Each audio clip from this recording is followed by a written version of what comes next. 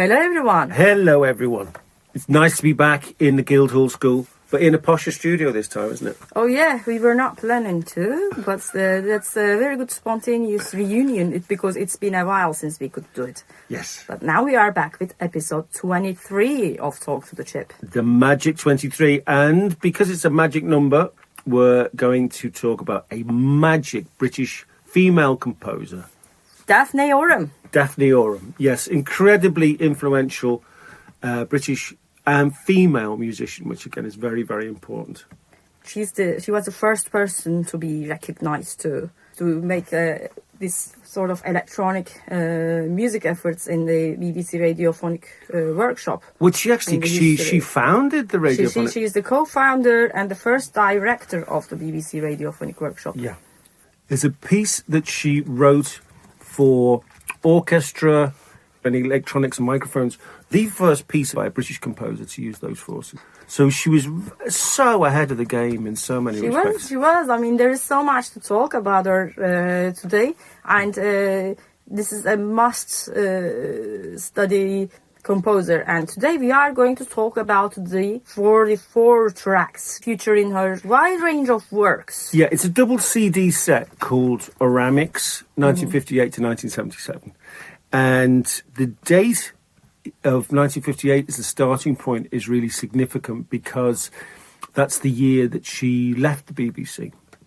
So essentially she started at the BBC when she was like 18 years old. Very young. Yeah, and she started working, this was during the war, during the Second World War, and her job was to play records of the same piece of music during orchestral performances. So if there was a bomb hitting the place, they could go to the recording rather than... Wow.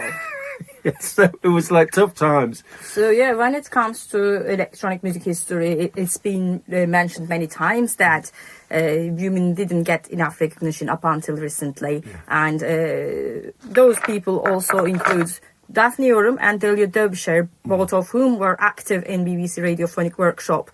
And when it comes to this, one of the things to remind is the reason they were able to work in the studio was exactly about the war, because the studios were not employing women at all.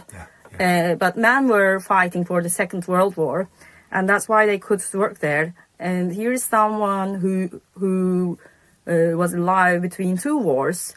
And she was not only a composer, she literally, as you mentioned at the very beginning, she literally designed and set up the whole BBC Radiophonic Workshop. Yes, it's quite an incredible thing she did. But weirdly enough, once she'd made this enormous step, within 6 months she resigned.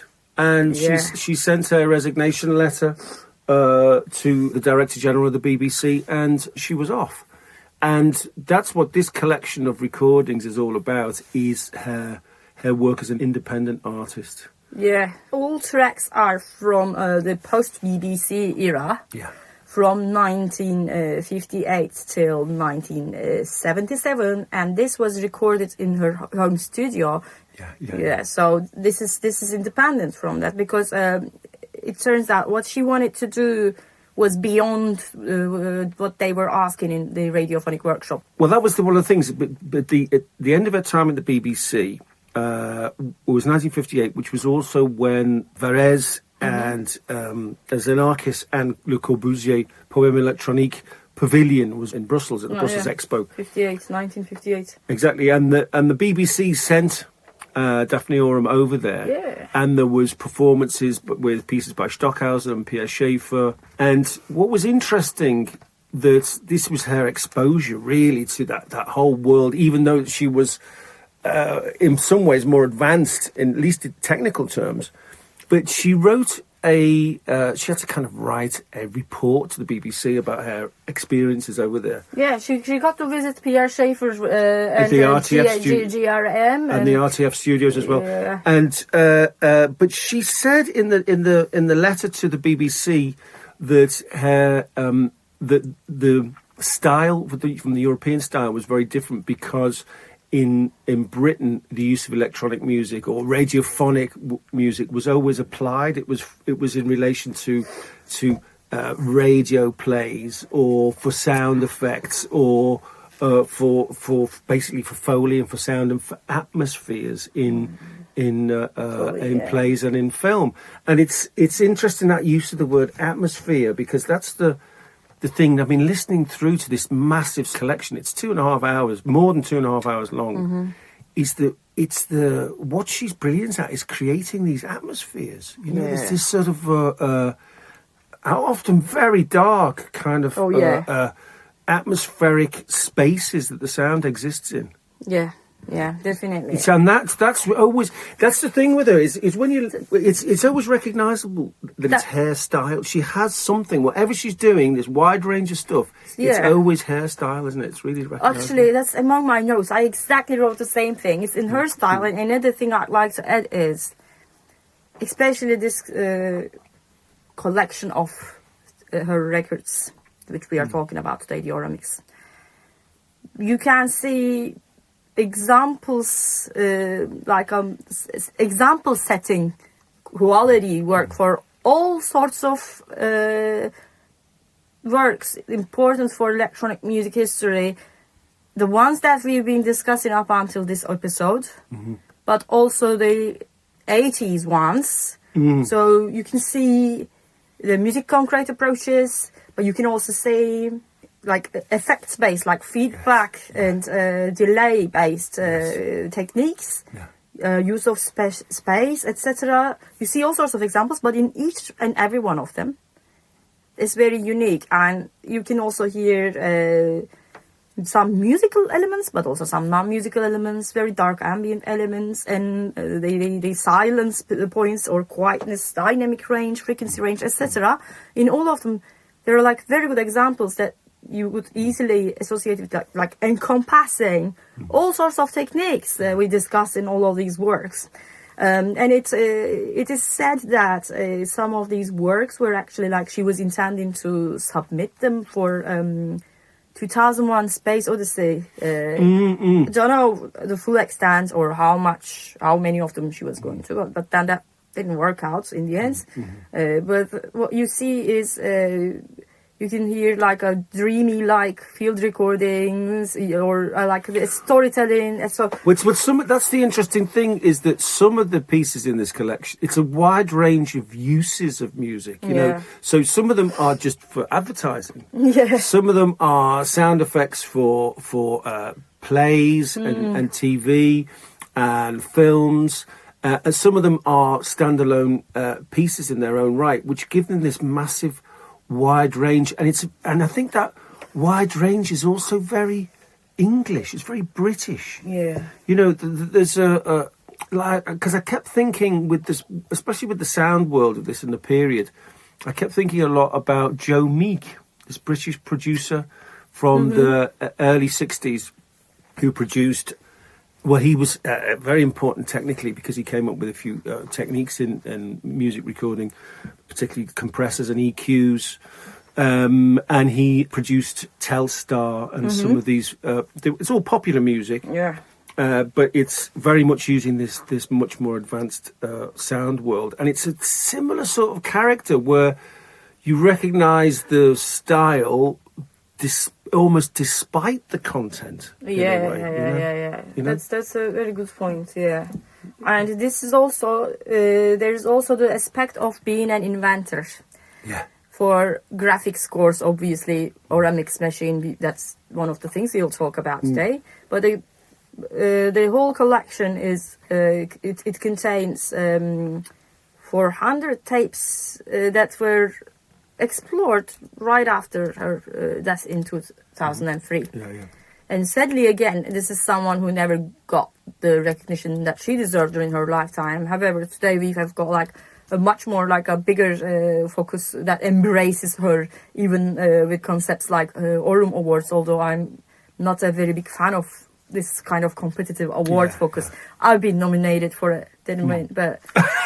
Next time, I've never been nominated for anything. It's only for women. It's only for women. This one. Well, there you go. But my point is, there's finally some recognition. But I hope that recognition is also done in a way without disrespecting her legacy. Do you know what I mean? Like, because when it comes to this awarding, there is the concept of competition, obviously, but like, well, what would she have liked? What would be her choice? Well, it's interesting that she has kind of become, in some ways, a feminist icon in music.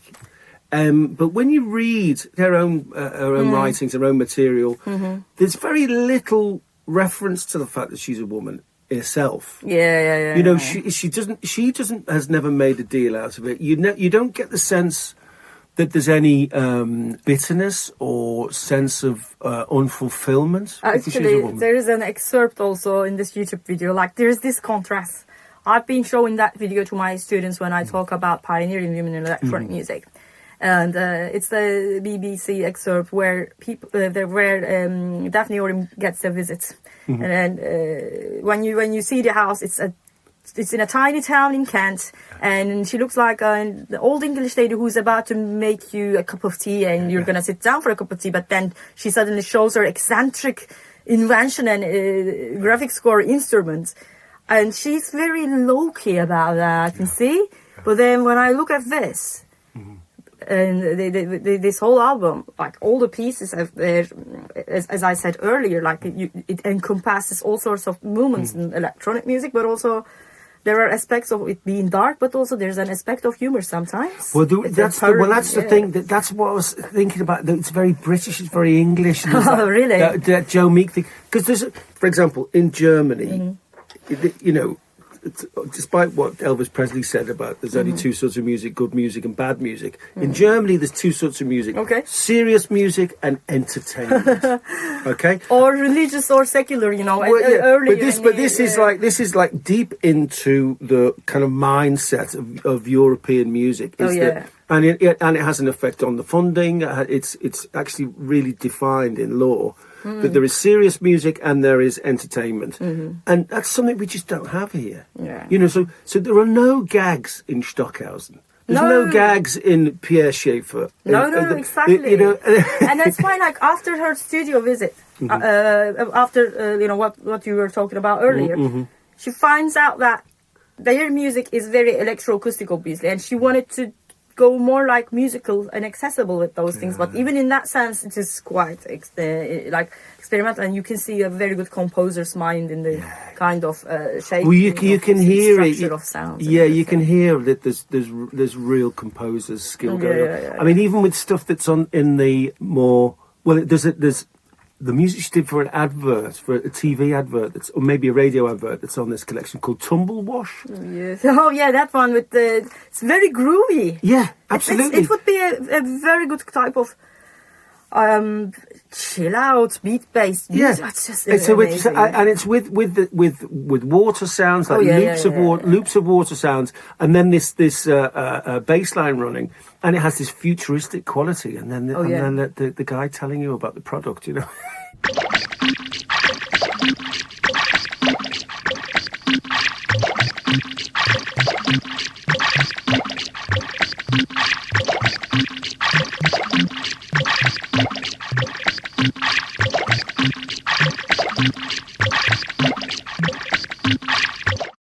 Quite bizarre. Yeah, it's so funny. Like there's that aspect, and also there's a whole piece of the cat purring. Yes, and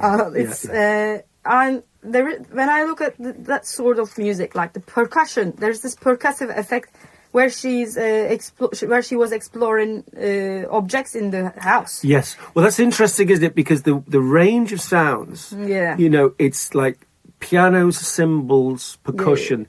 And then everything from the Oramics machine. I mean, maybe we should talk a little bit about this wonderful machine. Also about that. I mean, it was being exhibited in Science Museum in London, but it's no longer accessible.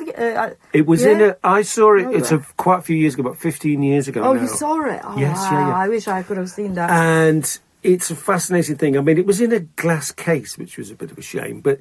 What's fascinating about it is that when you see it, you see the really, again, it's a very English thing. It's the materials that are used. It's this the frame of it is made from Dexian, which is this shelving system that you see everywhere in Britain, and it's kind of rusty in a very post-war British kind of way, you know. And it's the colour of the cables and everything, you know. It's this.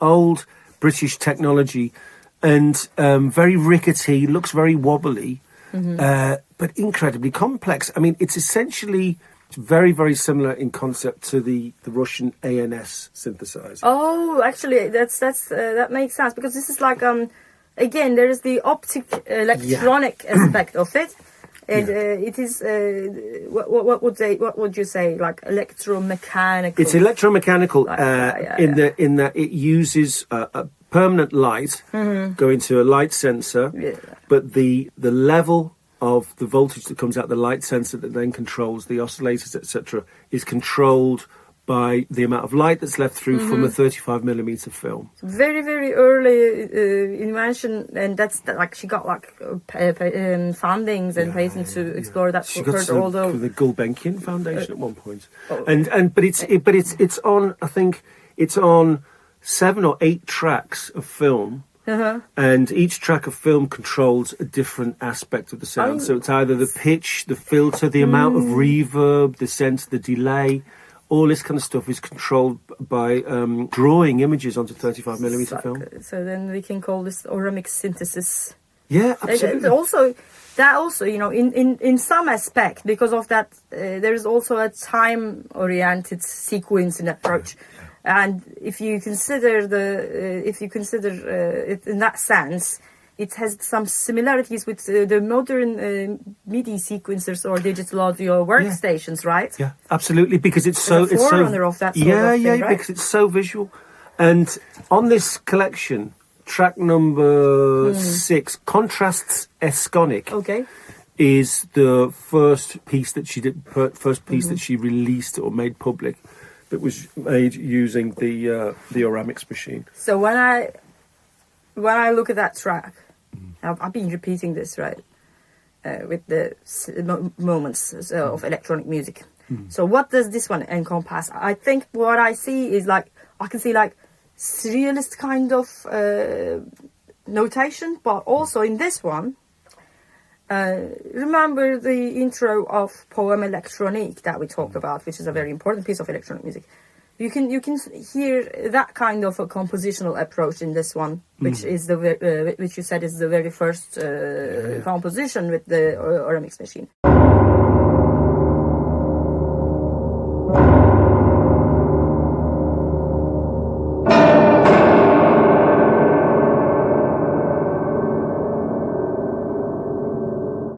And there is also this sort of storytelling aspect of it. But for me, like this contrasting elements of the sound, and it's almost call and response kind of thing.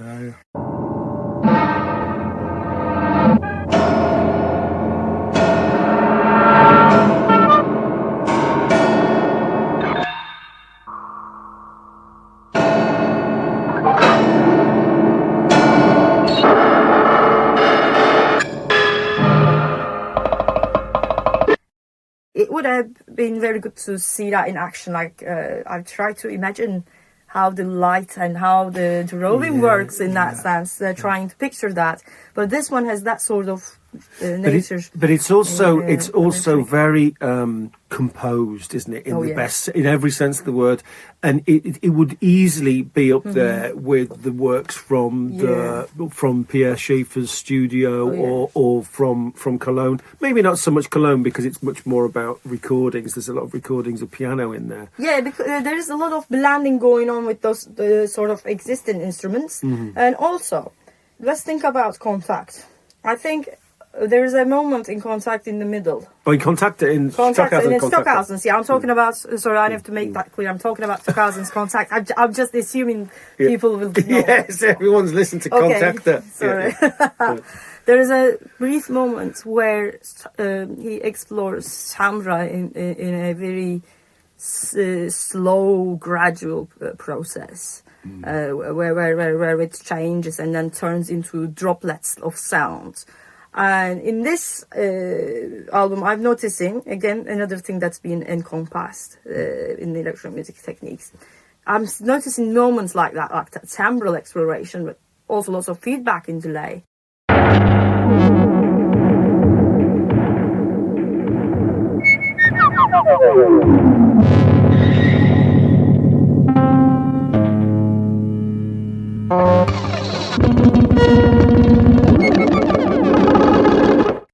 then there's the very good blend with the existing instruments like piano again.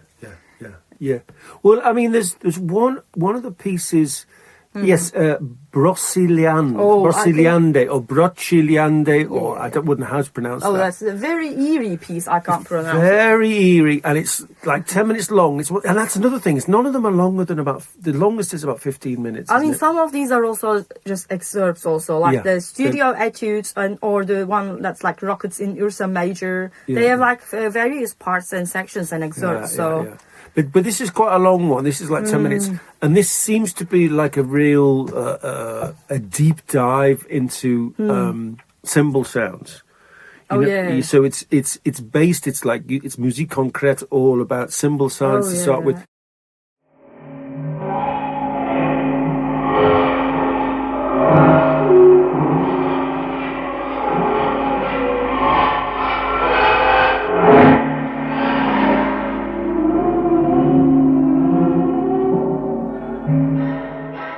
And then later on in the piece, she's using sine waves to reproduce the spectrum of cymbals.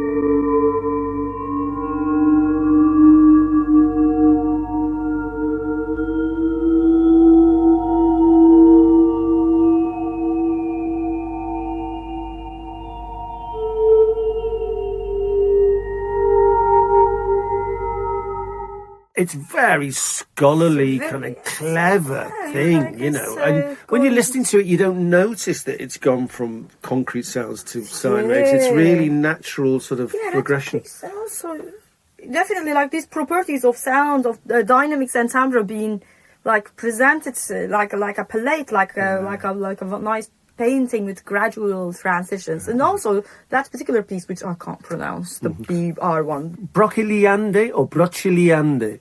I must admit, shall I look it up? I don't know, like, but my point is, like, you were talking about this unique aspect, right? Yeah. In this one, this is an eerie piece, but there's also something very unique and, how to say, like a fairy tale, like a storytelling in this piece. I have to stop you. You said fairy tale. Okay. Brociliande, earlier known as Brescialianto Bresciali, is a legendary enchanted forest. I swear I didn't know of that. That had a reputation in the medieval European imagination as a place of magic and mystery. But you see how successful this composition was then, because I didn't even know the meaning of it. And that's exactly the things that the feelings it evoked on me. There's this dark ambient eerie thing going on, but there's also that unknown. Well, mystery and mysticism. I mean, she left the BBC to set herself up as an independent composer. And of course, as it is today, anyone who calls themselves a composer usually has at least 7 other jobs to try, and survive. So she was giving lots of lectures, doing educational stuff, and of course all the compositional stuff for commercial purposes. But she was did a lot of research into the actual nature of acoustics on the brain, on the human brain. She referred to that as mystical Oramics. Mystical Oramics. Yes, so she had this idea that there was a kind of mystical extension, that all this understanding of the physics of sound and how we understand sound and the effect sound has on us has a kind of mystical aspect to it. Oh wow, amazing. I mean, we can definitely hear it in this piece. And I think in a lot of her pieces you can, and I think that's sort of this overbearing atmosphere that's in all her stuff has this sort of mystical quality to it. Yeah. As this is episode 23, and this is such an enormous and influential composer that we're talking about, this is just the end of part 1, and we'll be back with part 2 in episode 24 with Daphne Oram once again. Everything we refer to in the podcast, we will put as links in the text. Yeah, thanks for listening. Thanks for listening. See you in the next episode.